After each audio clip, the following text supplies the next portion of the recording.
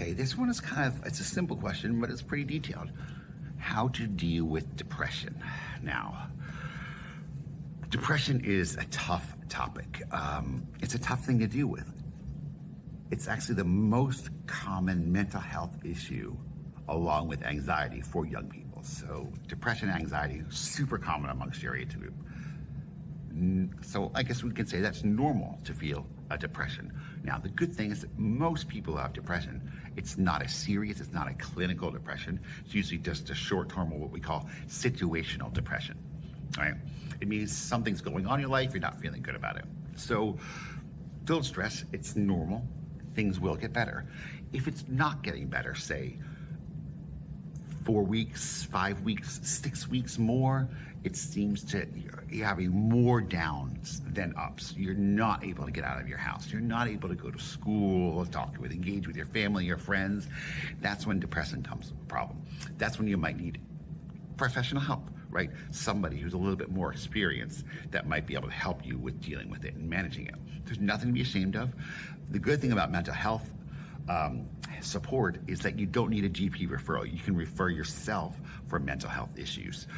So the well-being program, although it is a long waiting list, we do have help here at school. So if you really need some support here at school, contact me or contact Ms. Westbury. There are support that we can offer you, counselors and stuff that we can hook you up with. But depression is fairly normal. This kind of sounds weird to say, but don't get depressed about depression, right? It is normal. Just know things will always get better. It's okay to feel a little depression right now. When it becomes a problem, you're not able to live your normal life, then you might need some additional support. So call it. Contact me, contact Ms. Westbury, refer yourself to Wellbeing Program. There's a great app or website called Kahoot, K-A-H-O-O-T. I'll put a link in there.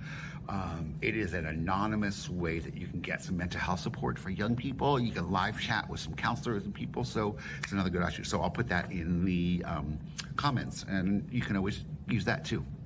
All right? Okay. I think I have ADHD, but my mom won't get me tested because she doesn't want to find out if I do have problems. Okay, so there's several things here. Why do you think you have ADHD, right? I mean, a lot of adolescents have troubles, paying attention, trouble focusing, have emotional issues. So that's pretty normal.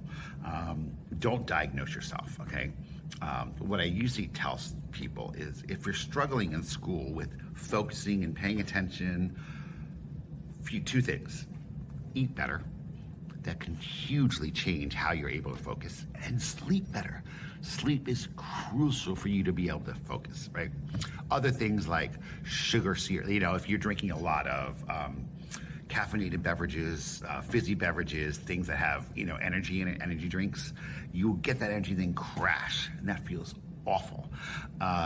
So that can often make it hard to pay attention, to focus, kind of looking like ADHD. So there's lots of things here.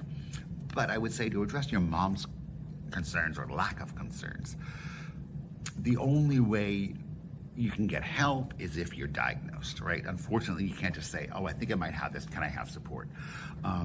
Ironically, I was just tested, my therapist assessed me for ADHD, and I have a positive diagnosis. So that means I have adult ADHD.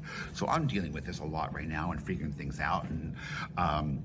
But it doesn't mean it's an excuse for you not to do work or anything. It means, look, now that we know you have ADHD, we can get you the proper support. There are medications that can really profoundly help people. There are things the school can do to help out students who have ADHD to help do that. There's different ways you can learn to focus, to do work. It just means you have a few additional challenges. Doesn't mean you're dumb, doesn't mean you can't do things, doesn't mean you are not able to do things that everything else can do. You just do things a little bit differently. Your brain is wired a little differently.